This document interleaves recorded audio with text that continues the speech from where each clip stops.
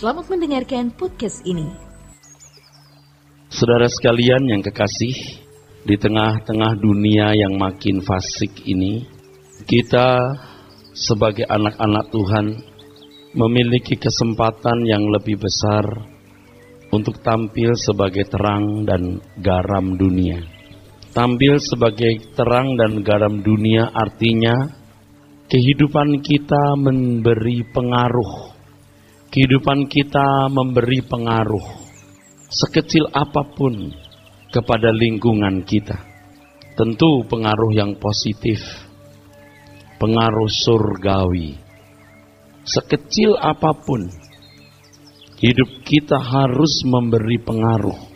Lebih baik kita memberi pengaruh walaupun kecil, daripada kita berkata muluk-muluk tetapi ternyata tidak memberi pengaruh sama sekali bagi orang lain.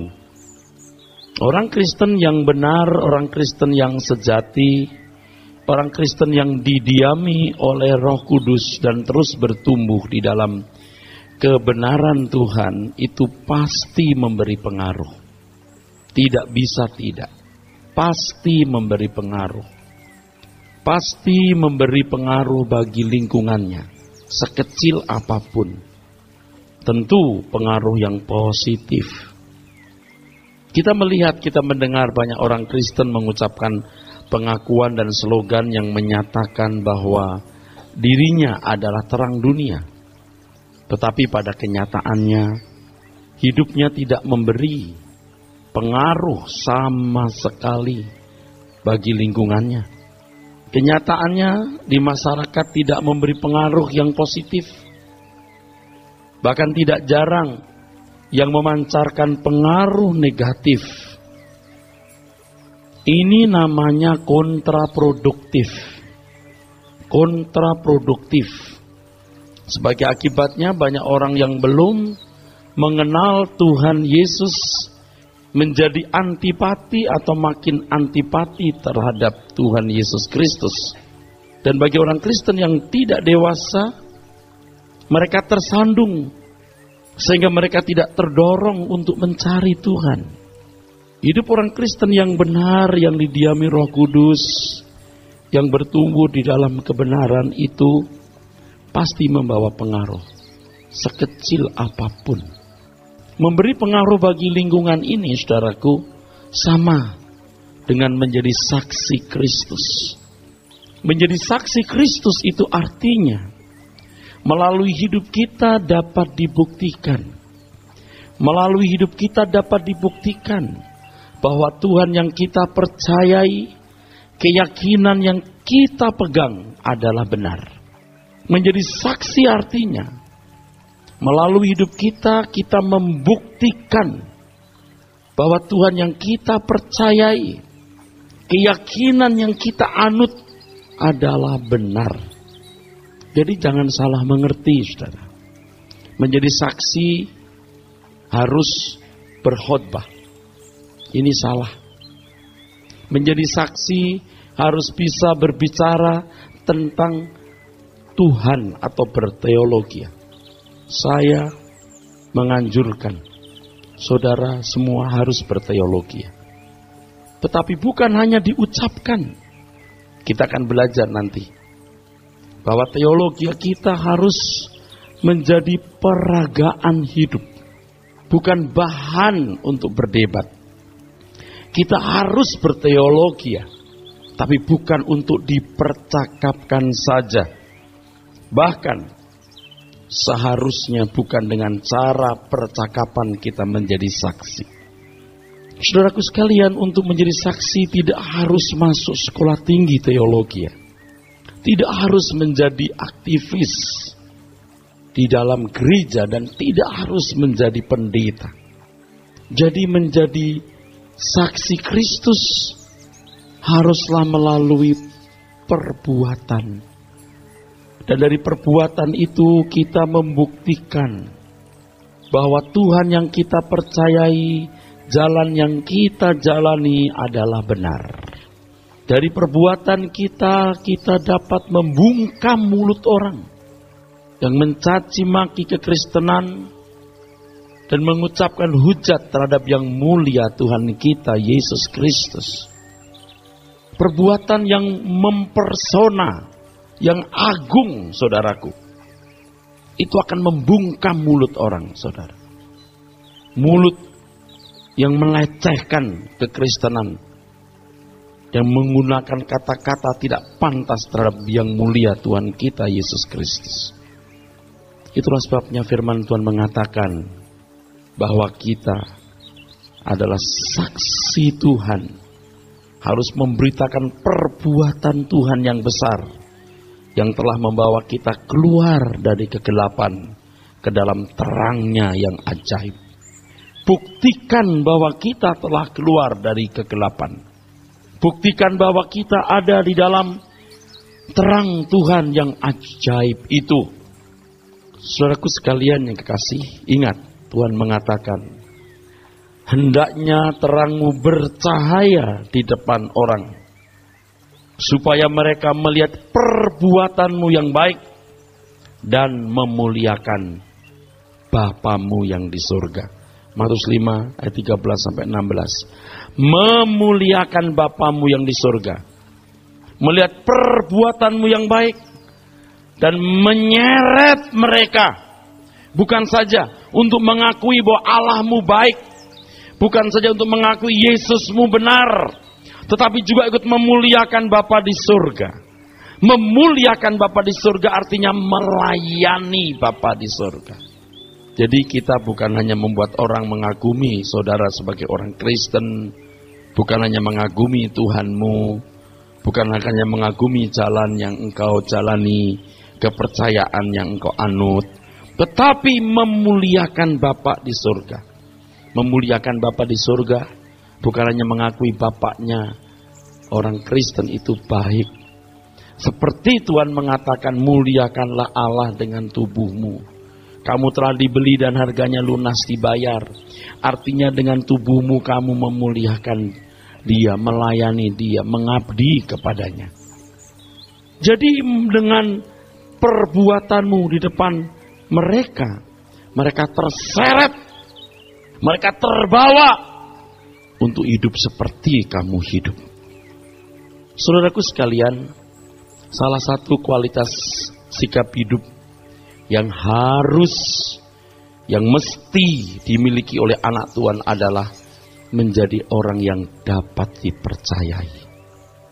Menjadi orang yang dapat dipercayai. Menjadi orang yang dapat dipercayai itu, saudaraku, ditandai dengan dua hal. Dan ini akan menghiasi hidup orang percaya. Ini akan menjadi irama hidup kita, saudara. Yang pertama, orang yang dapat dipercayai adalah orang yang mendatangkan perasaan aman bagi orang lain. Kehadiran saudara tidak menjadi ancaman bagi siapapun. Siapapun. Dari pasangan hidup, keluarga, anak, orang tua, mertua, keluarga besar, kolega, teman bisnis, atasan, bawahan, tetangga, teman sekolah, teman kuliah, teman pergaulan. Kehadiran saudara tidak menjadi ancaman. Sampai tingkat tertentu saudara dibutuhkan. Saudara dicari. Saudara, kalau restoran itu masakan enak, tidak usah teriak-teriak juga orang datang, saudara. Biar ada di ujung gang, bahkan tempatnya mungkin kumuh, parkirnya juga susah. Tapi kalau memang kualitas masakannya enak atau baik, orang mencari. Dan bisa dari mulut ke mulut. Dan itu advertensi gratis. Kalau lagi makan, temannya berkata, enak ya mie-nya ini. Oh belum, you belum tahu yang di sono. Gitu. Belum tahu yang di sono. Bukankah saudara juga mungkin tanpa sadar mengatakan, wah teman saya baik banget. Wah yang itu teman baik. Teman itu baik benar. Menjadi orang yang dapat dipercayai itu mendatangkan perasaan aman bagi orang lain. Orang tidak terancam oleh kehadiran saudara. Tentu di dalamnya kita akan belajar nanti. Saudara adalah orang yang bisa jaga rahasia, jaga mulut. Saudara jujur, saudara tidak menggunakan azas manfaat atau memanfaatkan, oportunis, manipulatif, dan lain sebagainya. Saya ingatkan ya, banyak orang non-Kristen punya kualitas yang baik dalam hal ini. Tidak usah orang Kristen. Tidak sedikit orang non-Kristen juga termasuk kualitas manusia yang dapat dipercaya. Dan kalau Anda tidak lebih baik, Anda pasti bukan orang Kristen yang benar. Yuk kita belajar ya, kita mau menjadi seperti anak-anak lagi. Waktu orang bercanda, canda kita itu membahayakan gak bagi orang? Waktu kita ngobrol, ucapan-ucapan kita itu membahayakan gak untuk orang lain? Pada waktu kita membangun usaha bersama, kita bisa dipercayai gak? Lu jangan kerja sama dia. Aduh jangan deh. Kenapa? Aduh jangan. Itu ancaman, bahaya, predator itu. Saudara tidak usah bilang muluk-muluk ya, Tuhan utus aku sampai ke ujung bumi dan jadi berkat bagi bangsa-bangsa. Omong kosong itu. Coba you teliti diri you sendiri, bagi orang-orang di sekitar you itu. Di sekitar saudara itu dulu deh, tidak usah jauh-jauh. Utus aku saudara, utus aku. Tidak usah bilang begitu saudara. Oh Tuhan utus aku ke pedalaman Irian, aku rela pakai koteka. Aduh, lebay itu. Aku rela pakai koteka di tengah orang-orang yang belum bisa pakai baju, biar masuk angin juga. Allah, nggak usah jauh-jauh. Utus aku ke ujung bumi, maksudnya Antartika. Berlebihan, nggak usah muluk-muluk. Anda bawa pengaruh nggak untuk orang di sekitar Anda? Itu dulu deh. Tentu aspek lain yang mungkin pada kesempatan ini tidak terjelaskan adalah kalau saudara anak Tuhan yang jalannya lurus, di tengah orang bengkok Anda ancaman. Tapi bukan ancaman itu yang saya maksud ya. Kalau kelompok orang yang budayanya korupsi, kalau datang seorang pejabat baru yang anti korupsi, wah ancaman. Wah dia mau jadi kepala bagian kita loh. Wah dia mau jadi direktur kita loh. Waduh, tamat deh kita punya bisnis. Ancaman juga, tapi bukan ancaman itu maksud saya. Yang kedua saudaraku, kualitas sikap hidup yang harus dimiliki anak Tuhan yaitu menjadi pribadi yang dapat dipercayai. Artinya orang yang membuat orang lain merasa beruntung atau diberkati melalui kehadiran saudara. Bagaimana ketemu Anda orang itu untung aja. Jangan sampai jadi orang begini ya, yang dihindari orang. Waduh, jangan deket-deket dia loh. Buntung. Di perusahaan, di gereja, dimanapun selalu ada orang-orang yang dianggap bukan saja membahayakan, tetapi kehadirannya akan pasti merugikan. Akan pasti merugikan. Jadi hitungan on paper itu pasti merugikan. Pak gimana kalau ini jadi pemimpin? Oh jangan Pak. Kenapa? Udah jangan deh, jangan. Hancur. Bukan hanya menjadi ancaman, tapi sudah dipastikan tidak memberkati, tidak menguntungkan. Dan kita mulai harus bertanya kepada diri kita sendiri. Kehadiranku menguntungkan tidak di kelompok ini, di komunitas itu? Tentu menguntungkan di sini atau menjadi berkat di sini harus dalam ukuran Tuhan ya. Kita akan belajar ya, bagaimana orang bisa mengenal Tuhan, mengenal kebenarannya dan diselamatkan. Itu pasti. Kiranya dengan penjelasan ini kita boleh menyadari kesalahan kita selama ini. Kita mungkin selama ini dan bisa dipastikan sebagian besar kita adalah orang-orang yang sekarang ini masih belum menjadi pribadi yang dapat dipercayai. Nah, saudaraku sekalian, Tuhan Yesus menyatakan bahwa dunia akan mengalami eskalasi grafik kejahatan. Seperti yang dikatakan di Matius 24 ayat 12, kasih kebanyakan orang akan menjadi dingin. Dan yang dikatakan oleh Tuhan Yesus ini senada dengan yang dikatakan Paulus dalam 2 Timotius 3 ayat 1 dan 2. Ketahuilah bahwa pada hari-hari terakhir akan datang masa yang sukar. Manusia akan mencintai dirinya sendiri. Dan banyak teks lain dalam Alkitab yang menyatakan bahwa manusia semakin fasik, artinya tidak takut Tuhan dan tidak peduli hukumnya. 2 Petrus 3 ayat 3-5, manusia sengaja secara demonstratif menunjukkan pemberontakannya terhadap Tuhan. Nah, saudaraku sekalian, kejahatan yang bertambah-tambah ini membuat manusia menjadi serigala bagi sesamanya. Homo homini lupus. Manusia menjadi oportunis, yaitu mencari keuntungan diri sendiri tanpa memperhatikan kepentingan orang lain. Anda tidak salah cari keuntungan. Kalau kita nggak cari keuntungan, lalu mau ngapain? Bisnis, dagang, cari keuntungan. Tetapi tidak merugikan orang. Keuntunganmu harus juga keuntungan orang lain. Paling tidak 50-50 atau win-win solution. Sama-sama untung. Tetapi kalau manusia oportunis, itu tidak peduli kerugian orang. Keuntungan di atas kerugian orang lain. Tawa di atas rata tangis orang lain. Manusia menjadi manipulatif, menyalahgunakan atau memanfaatkan apapun demi suatu keuntungan atau kepentingan. Dan biasanya orang-orang seperti ini mengorbankan sesamanya. Dan kita semua ini, saudaraku, tanpa sadar ya, memiliki unsur-unsur serigala itu. Kalau kepentingannya tersentuh atau dirugikan, nah reaksinya begitu. Ini manusia.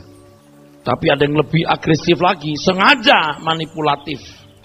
Ini manusia pada umumnya, saudaraku.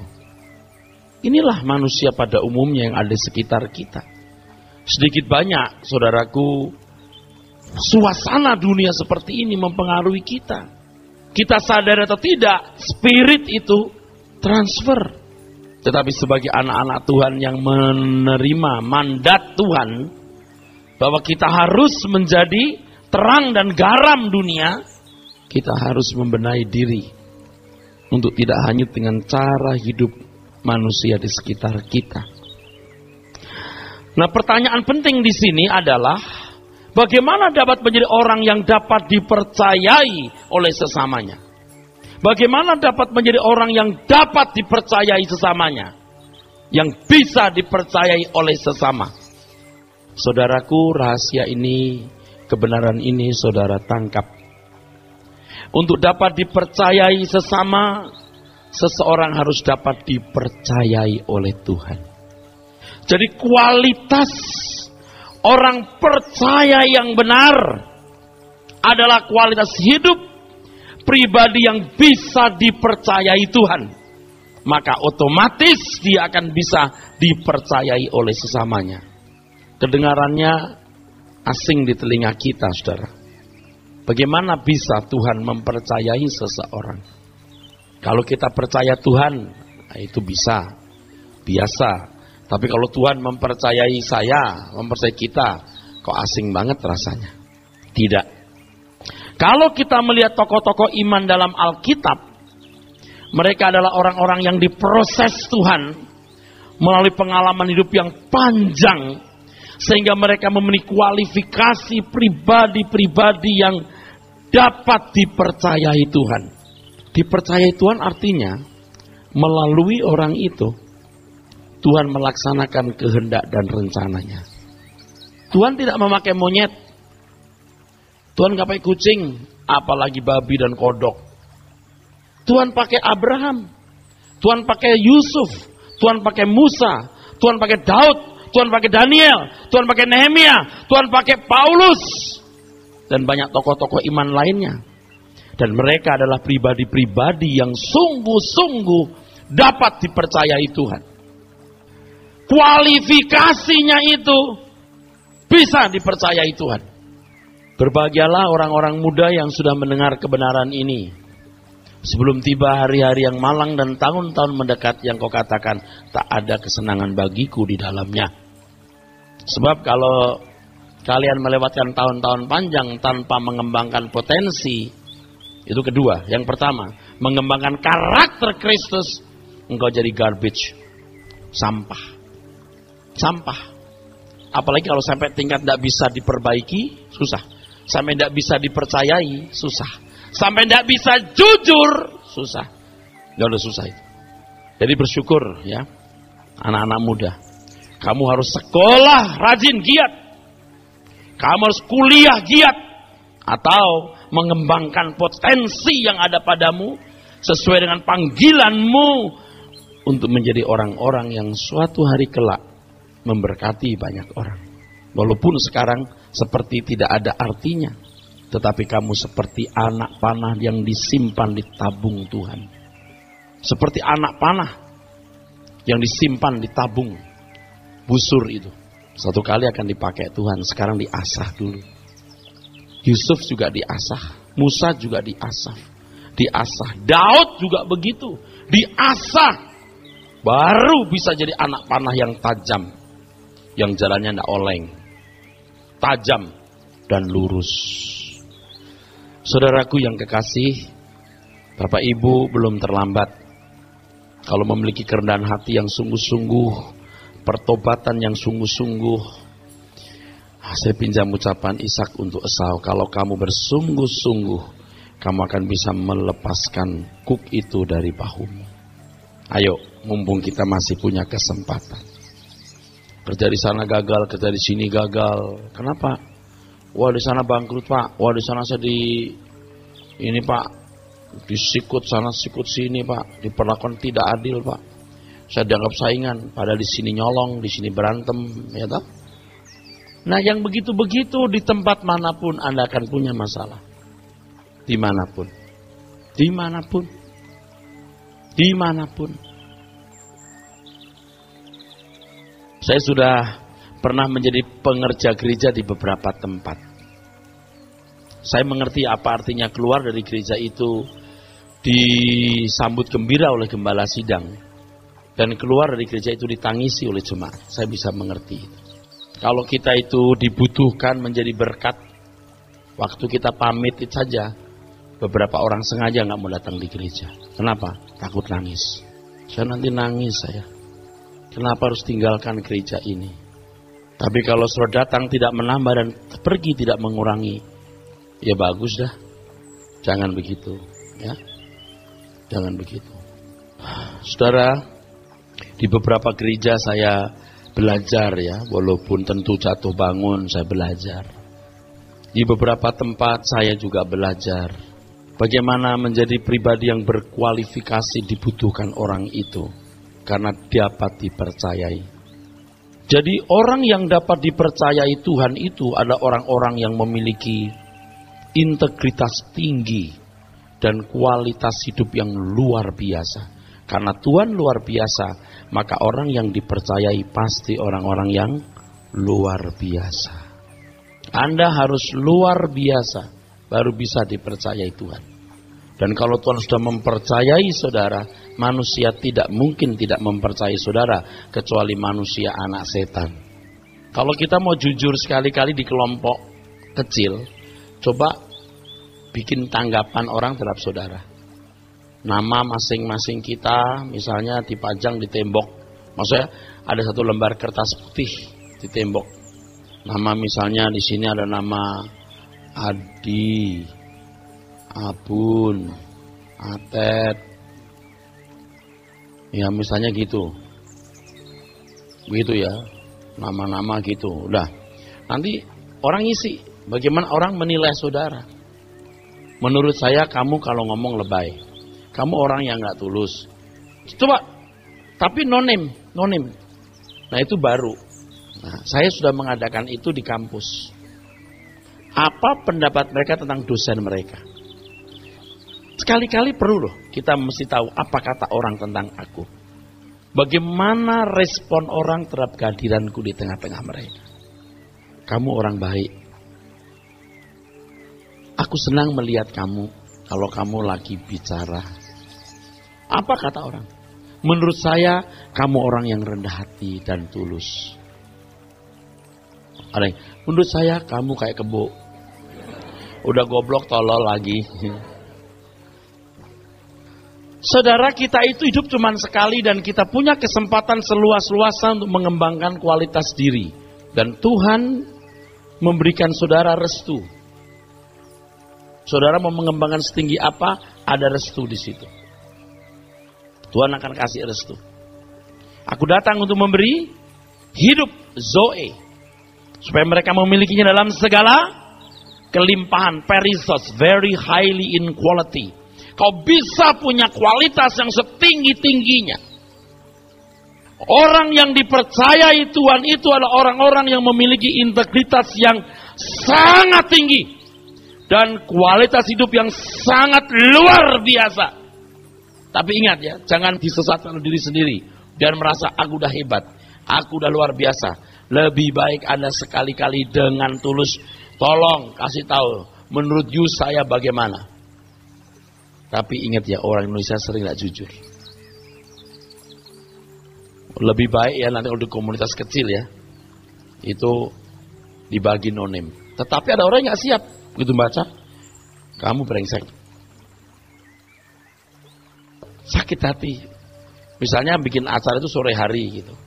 Jam 9 baru dapat rekapnya. 15 orang, 2 yang mengatakan kamu baik, yang lain buruk, brengsek, pelit, hitungan, gak tulus. Akhirnya dia gak tidur semalam suntuk. Gak siap berarti, ya gak usah kalau begitu deh.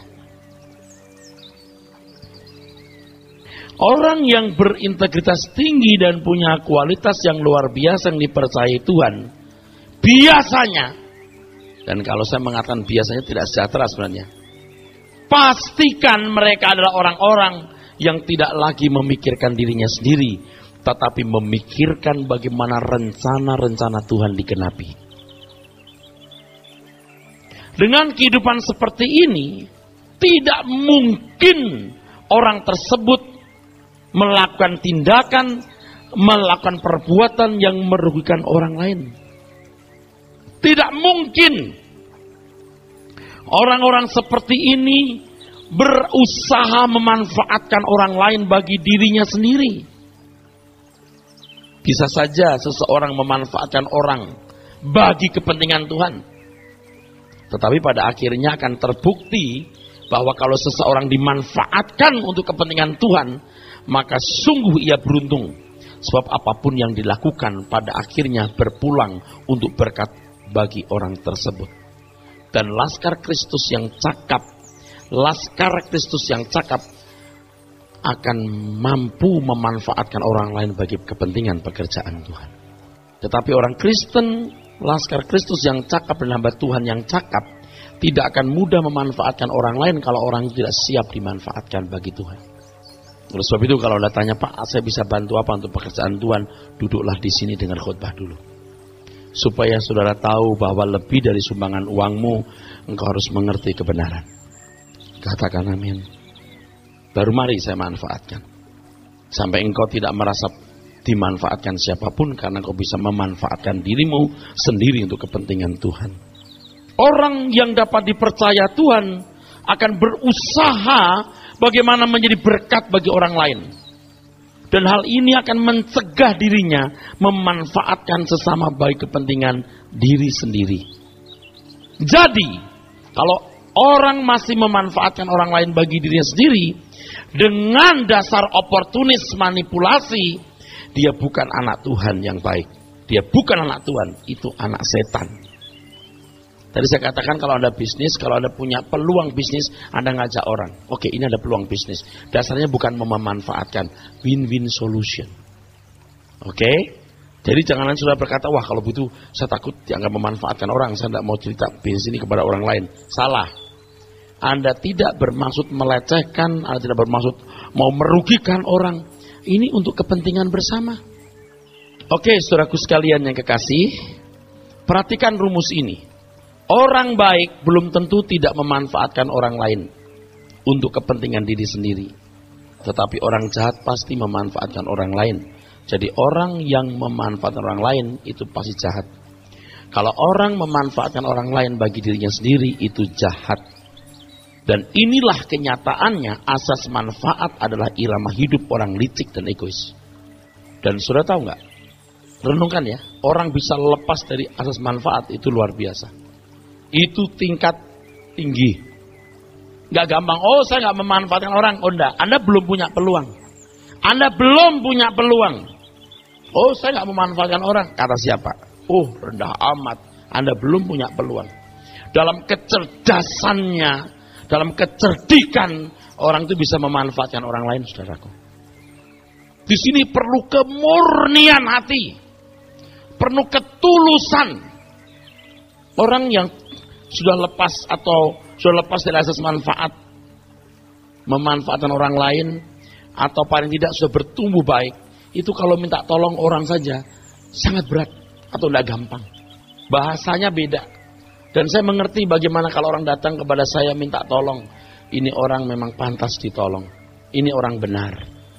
Rasanya kita mau bantu ya. Walaupun kita rasanya gak sanggup, tapi oke deh, coba pikirkan, saya pikirkan. Saya berdoa, Tuhan tolong bagaimana bisa nolong saudara ini. Sebab orang seperti ini kalau ditolong, dia akan nolong banyak orang. Dia harus belajar nolong dirinya sendiri dulu. Dia akan nolong orang lain. Kalau orang sampai berusaha bisa tidak jadi beban bagi orang, itu udah bagus. Orang yang dapat dipercayai oleh Tuhan selain tidak memanfaatkan orang lain bagi dirinya sendiri, juga pasti memiliki hati yang tulus. Ini mas saudara-saudaraku, tidak memanfaatkan orang lain bagi dirinya sendiri itu orang yang hatinya tulus. Dan soal ini penting, sebab Tuhan menyelidiki hati.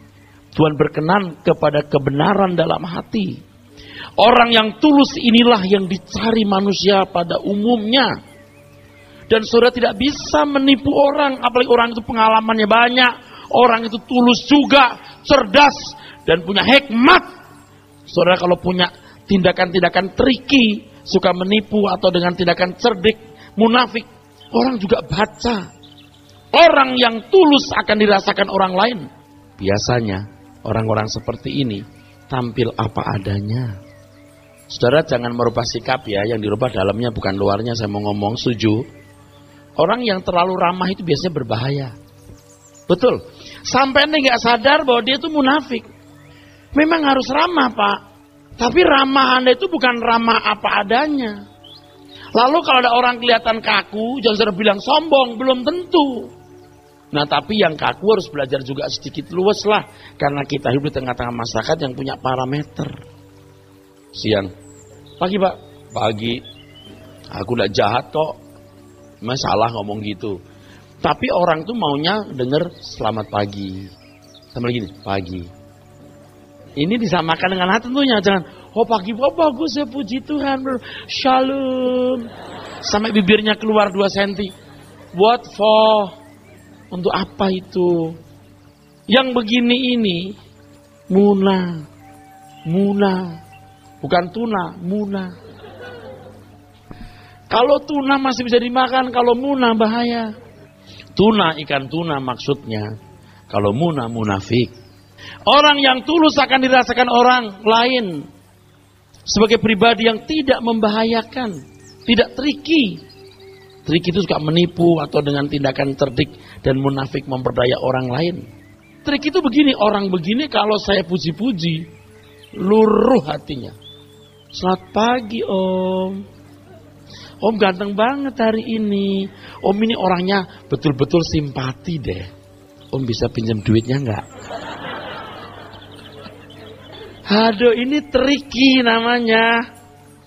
Saudara tahu enggak, orang pura-pura dan tidak itu bisa kebaca. Apalagi kalau orang juga tulus, dewasa, cerdas, punya kecerdasan roh, kebaca. Jadi mulai hari ini enggak usahlah pakai acara ramah tamah berlebihan. Nah saya ini dicetak oleh kondisi jadi orang yang ramah. Pendeta harus shalom bro, ketemu orang tua harus begini. Waduh, bagaimana saya membuat hati saya dengan tangan saya sama? Itu tidak gampang. Tetapi yang penting satu hal, aku buat begini bukan supaya dapat keuntungan dari kamu. Aku buat begini supaya kamu sejahtera dan damai. Kamu juga merasa dihargai. Saya kalau ketemu orang, salaman saya pasti nunduk kalau itu orang lebih tua. Pasti lebih nunduk saya. Om, mari om. Nggak merasa saya terhina. Walaupun orang-orang tua itu sama saya juga hormat sekali. Saya harus hutang hormat. Nah saudara, jadi jangan merubah sikap ya. Wah kata Pak Eras kalau ramah berlebihan itu ya, biasanya ndak tulus. Saya ngomong sama orang deket-deket saya, kamu ndak tulus kalau berlebihan begini. Nek. Saya bilang gitu loh. Nek. Orang ndak senang lihat kau begini. Oh gitu ya Pak. Iya. Tapi kan saya nggak bisa ngomong sama orang, semua orang begitu. Orang-orang dekat saya bicara begitu bisa. Nggak kepada orang yang nggak dekat-dekat amat, saudara ya, saudara ramah-ramah begitu, buat tersinggung dia. Nah sekarang kalau di mimbar begini kan untuk semua orang nih, jadi nggak merasa tersinggung kan ya. Padahal saya tujukan ke orang itu. Nggak ada cara lain soalnya. Kalau bukan di mimbar di mana? Kapok deh. Tapi kan saudara ngaku saya bapak rohani nih. Namanya bapak gembala saya bapak rohani nih. Walau saudara lebih tua tapi saudara manggil saya bapak rohani kan. Mau tidak mau dong kepala sidang kan begitu. Saya harus ngomong begini. Kalau enggak siapa yang ngomong begini? Berhubung kalau di bawah mimbar Anda tersinggung, ya udah saya cari tempat di mana Anda tersinggung. Tapi yang penting Anda bertobat. Oke. Saudaraku sekalian, jadi triki itu suka menipu dengan tindakan cerdik dan munafik memperdaya orang lain. Inilah faktanya banyak orang Kristen yang cerdik dalam memakai topeng untuk menutupi keadaan yang sebenarnya sebagai usaha untuk memperdaya atau menipu orang lain. Orang yang dapat dipercayai Tuhan adalah orang yang pasti jujur. Dan bicara soal kejujuran, maaf ya, bukan hanya orang Kristen yang jujur, banyak orang non-Kristen juga jujur. Tapi ada loh, di lingkungan Kristen tuh kadang-kadang disuruh beli apa gitu, pulangnya nggak ada, Pak ini kembali, enggak loh. Padahal kembalinya kita mau kasih dia juga loh. Terus ini Pak, oh ya. Aduh, kejujuran itu penting ya saudara, jujur. Tolong ya, ini mah kalau ngomong soal kejujuran, jadi naif nanti, karena anak-anak dunia juga banyak yang jujur. Tahu ketidakjujuran itu membunuh kok. Anda bisa korupsi sekali 2 kali, berikutnya nggak bisa. Jujur saja, jujur ya. Nah, bagaimana seorang Kristen dapat memberi penjelasan dengan kata-kata mengenai kebenaran yang dia miliki ini? Jadi ada satu hal. Anda tidak usah berbicara tentang kebaikan saudara. Aku punya integritas loh. Biar orang tahu. Bukan itu caranya, saudaraku. Sebab Tuhan mengendaki kita memiliki sikap hidup yang nantinya orang akan bisa melihat. Kita melihat 1 Petrus 3 ayat yang ke-15. 1 Petrus 3 ayat 15. 1 Petrus 3 ayat 15.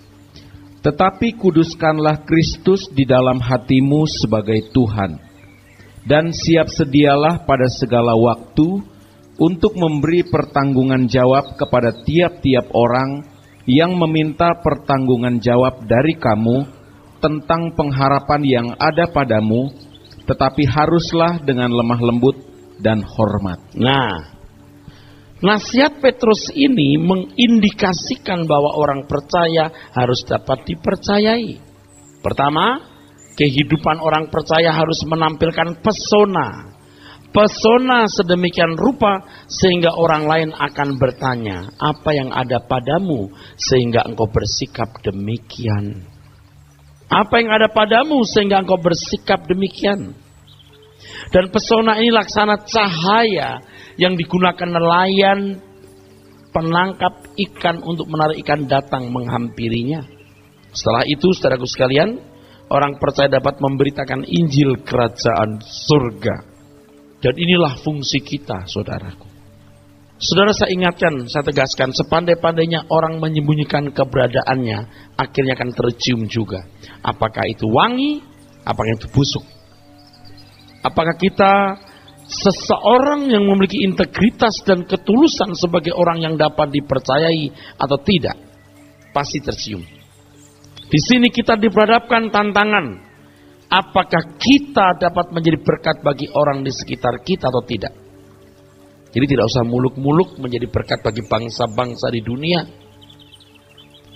Pertanyaannya, apakah kepada orang yang kita jumpai setiap hari kita menjadi berkat, tidak menjadi ancaman, tetapi mendatangkan keuntungan. Tidak usah saudara berkata, utuslah aku Tuhan ke negeri-negeri yang jauh. Di tempat di mana saudara berada, saudaraku, saudara menjadi surat yang terbuka. 2 Korintus 3 ayat 1-5. Yang dibaca.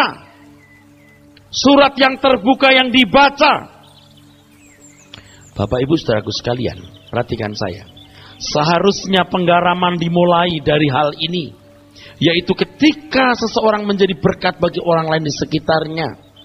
Dan kalau setiap orang Kristen atau sebagian besar orang Kristen dapat menampilkan kehidupan yang dapat dipercaya, maka akan semakin banyak jiwa-jiwa tergiring dalam kerajaan surga. Penggaraman ini harus terjadi di sekolah-sekolah, di kampus-kampus, di toko-toko, di pasar-pasar, di kantor-kantor, di pabrik-pabrik, di pusat perbelanjaan, di gedung majelis rakyat, di rumah tangga, dan di segala tempat di mana orang percaya itu berada.